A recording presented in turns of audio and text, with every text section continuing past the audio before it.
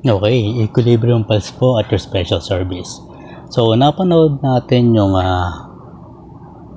video ni teacher ba to? Teacher Mark, na puro tawa lang ginawa niya, sa walang ka-agrumento na reaction, no? Tumawa lang siya doon sa video niya. So, mapapanood yung mamaya yung mga katatawa ng pinagagawa na to ni Teacher Mark, na ako din yung natawa sa bandang uli. So, eto rin yung nakakatawa na dati, no? Ang nagpaliwanag to tungkol sa cybercrime. Kasi isa to sa mga kasuhan. O, natanggap na ata niya yung love letter mula sa Attorney William or law firm. So, pinaliwanag yan sa dati yung video. Nai-content ko rin yan. Hanapin nyo sa videos ko dyan, video list. Sabi niya, pag cyber libel, pag nasa ibang bansa ka, yan, tulad niya, nasa Thailand, magmi-meeting halfway daw sa server. Tatawa ako dito kay Teacher Marco. Nakalagay naman sa cybercrime law na yung Filipino citizen, kahit nasang kaibang bansa, kapag may nilibel ka na Filipino citizen na nasa Pilipinas, RTC ang i-handle noon, hindi yung kung ano pang server ang pinagsasabi mo dyan. Ngayon, eto, nag-reaction lang kayo sa slap suit na hindi nyo naman naintindihan talaga, obviously. So, panoorin natin tong video ni Teacher Mark. So, eto. At tignan natin yung kanyang expertise. Sangga. Liz, hello. Pusit, ayoko yan. Uy, special service. Gusto ko muna mag-baby boy ngayon. Diba? So, hindi ko alam kung first time natin to i-content si baby boy. Umpisa pa lang, guys. Equilibrium Files at your Okay, Equilibrium Pulse po at your special service. Spakon. Sorry. At your special service. Anong special service to? Sangga. Liz, hello. Pusit, ayoko yan. Uy, special service. Diba? Hello, Juliet Bravo Alpha, Begal Q, Ina Batalya, and Kirby Nick. Saan galing yun? Ay, naku. Okay, Equilibrium Pulse po at your special service. Diba? Sana all special yung service. Kaya binitawat agad ni M.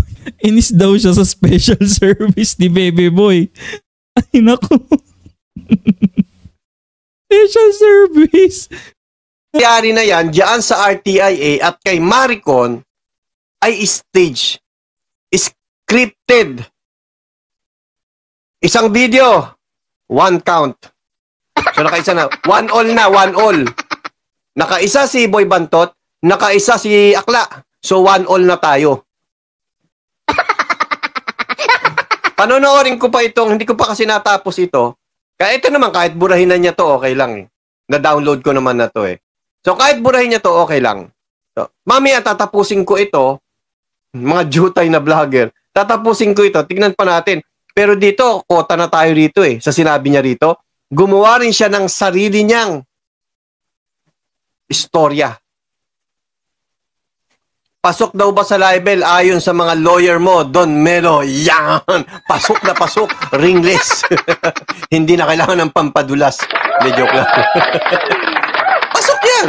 Napanood naman ninyo, meron siyang sariling version. Iba din yung version ni Boy Bantot. Ibang-ibang paraan ang ginawa nila, pero isa ang ending, paninira. Dadamihan pala ng kaso. Padamihan pala ng kaso ang laban. Hindi, per count kasi per video, per count eh. Tulad yan ang sinabi ni Banat Bayan, no? Si, Alright Libayan, meron ng 7 counts. And counting. So, ayan, napanood nyo yung video ng Teacher Mark na walang ginawa kundi tumawa ng tumawa. Hindi natin alam, baka huling tawa na niya yan kasi makakasuhan yan eh. cyber libel. Hindi mo, nag-content tong mga to ng mga libelous content. Kaya nanapala nyo. Tapos yung mga ano pang pinagsasabi mo, Teacher Mark, na ano, na tinatawag ka ni Meliop na Aklab o tong si alias Aklab, si Teacher Mark, na ano sinasabi mo na kapag mini-libel ka, kahit nasa ibang bansa ka, na Filipino citizen, na nasa Pilipinas, anong server ang pinagsabi mo dyan na mag-meet halfway ka pang nalalaman? RTC lang kung saan nakatira yung libel mo.